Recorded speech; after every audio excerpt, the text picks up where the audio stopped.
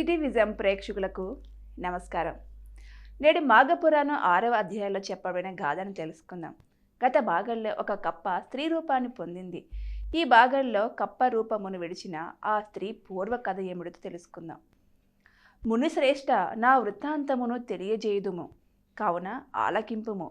నా జన్మస్థానము గోదావరి నది సమీపమందున్న ఒక కుగ్రామము. నా తండ్రి పేరు హరిశర్మ, నా పేరు మంజుల. నన్ను నా తండ్రి కావేరి తీరవాసియగు జ్ఞానానందుడను వానికిచ్చి పెళ్లి చేసెను. అతడు దైవభక్తుడు, జ్ఞాని, నిగర్వి. మాకు వివాహమైన వెంటనే అతని వెంట కాపురమునకు వెళ్ళినాను. మరి కొన్నాళ్లకు మాఘమాసము ప్రవేశించినది. ఒకనాడు నా భర్త సఖి, మాఘమాసము ప్రవేశించినది.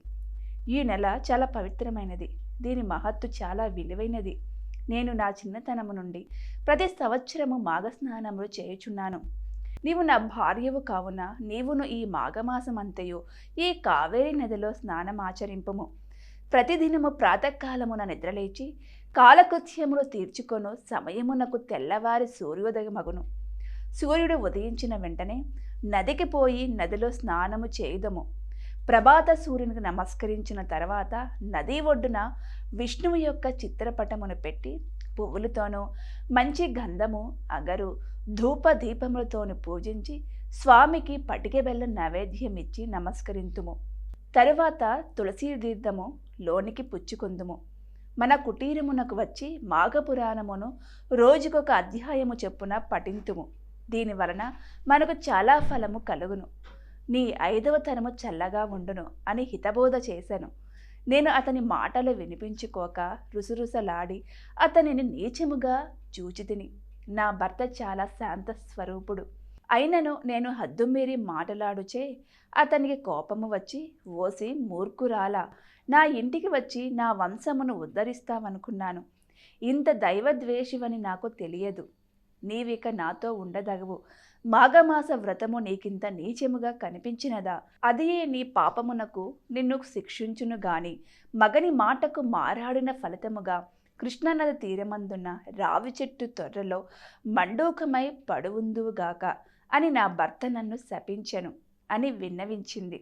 ఆమె వృత్తాంతమును విన్న గౌతమ ఋషి, అమ్మాయి, భయపడకుము. నీకు శాపము కలిగి 1000 ఏండ్లు పైగా అయినది. ఇంతకాలము నీవు అనేక కష్టములు పడి జీవించినావు. నీ భర్తయును ఏకాంతముగా చాలా కాలము జీవించి హరినామ సంకీర్తనలు చేయుచు మృతుడయ్యను. అతడిప్పుడు వైకుంఠములో ఉన్నాడు. నీవు నీ పతి మాటలు విననందున ఎంత కష్టపడినావో తెలిసినది కదా. మాఘమాస ప్రభావము అసామాన్యమైనది. సకల సౌభాగ్యములు, పుత్ర సంతతి, ఆరోగ్యము కలుగుటయేగాక మోక్ష సాధనకు కూడా నీకి మాఘమాస వ్రతము మించిన మరి యొక్క వ్రతము లేదు. విష్ణుమూర్తికి ప్రీతి అయినది ఈ వ్రతము. నీ భర్త దూరదృష్టి కలజ్ఞాని. అతని గుణగణాలకు అందరూ సంతసించడి వారు. నిన్ను పెళ్లియాడిన తర్వాత తన వంశాభివృద్ధి చేసుకొనవలయనని ఆశతో నుండెడివాడు. కానీ నీ వలన అతని ఆశలన్నీ నిరాశలైపోయినవి. నీ మూర్ఖత్వము వలన నీ భర్తకు కోపము కలిగి నిన్ను శపించవలసి వచ్చెను. నిన్ను నీళ్ళలో స్నానము చెయ్యమన్నాడు, నీవు చెయ్యనన్నావు. అందువలన నీకు నీరు దొరకకుండా చెట్టు తొరలో జీవించమని శపించాడు. ఈ దినమున దైవ నిర్ణయముచే నీవు నా సమక్షములో పడినందున నీ భర్త శాపము ప్రకారము మరలా నీ నిజస్వరూపము పొందగలిగినావు. అందున ఇది మాఘమాసము కృష్ణానది తీరమున కావున మాఘమాస వ్రత సమయము నీకన్ని విధముల అనుకూలమైన రోజు. అందుచే నీవు వెంటనే శుచివై రమ్ము. స్త్రీలు కానీ పురుషులు కానీ ఈ సమయంలో ప్రాతకాలమున స్నానము చేసిన ఎడల విష్ణు సాన్నిధ్యమును పొందుదురు.